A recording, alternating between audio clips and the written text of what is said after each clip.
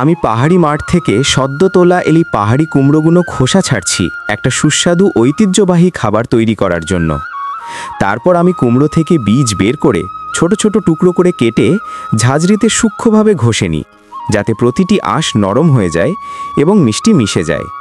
তারপর আমি সামান্য চিনি যোগ করি এবং কয়েক ঘন্টার জন্য ঢেকে রাখি, কারণ বলা হয় যে এটি কুমড়োর প্রাকৃতিক রস এবং মিষ্টতা বের করে আনে। প্রায় 3 ঘন্টা পর আমি এটি একটি ছোট প্যানে খাঁটি গরুর ঘি এবং চিনির টুকরো দিয়ে রান্না করি। যখন এটি হালকা সোনালি হতে শুরু করে তখন আমি মল্টোস যোগ করি, যা শস্যের গলানোর মাধ্যমে তৈরি একটি প্রস্তুতি। আমি এটিকে ততক্ষণ পর্যন্ত ভাজি যতক্ষণ না সমস্ত জল বাষ্পীভূত হয়ে যায় এবং এটি বুদবুদ এবং চকচকে হয়ে যায়।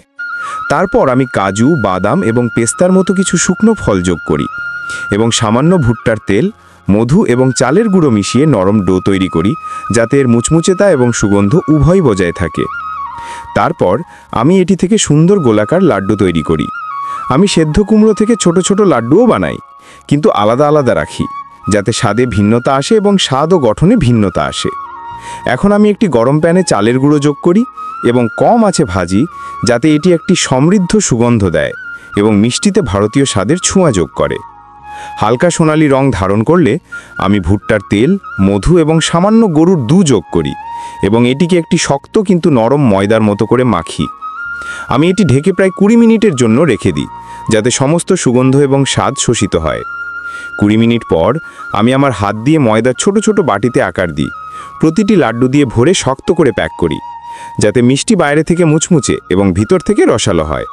তারপর আমি এগুলি ছাঁচে ভরে সুন্দর করে ফুলের আকার দিই।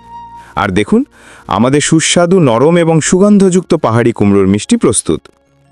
এর স্বাদ এতটাই সূক্ষ্ম, মিষ্টি এবং হৃদয়গ্রাহী, যেটি আসক্তিবর হয়ে ওঠে। আমরা বিশেষ করে উৎসবের সময় এটি তৈরি করি, যাতে পুরো পরিবার একত্রিত হয়ে এই মিষ্টি মুহূর্তটি উপভোগ করতে পারে। তাহলে বলুন তো, আপনার পরিবারের সাথে কোন মিষ্টিটি আপনি সবচেয়ে বেশি পছন্দ করেন? দয়া করে চ্যানেলটি সাবস্ক্রাইব করুন, লাইক, কমেন্ট, শেয়ার করে উপকার করুন।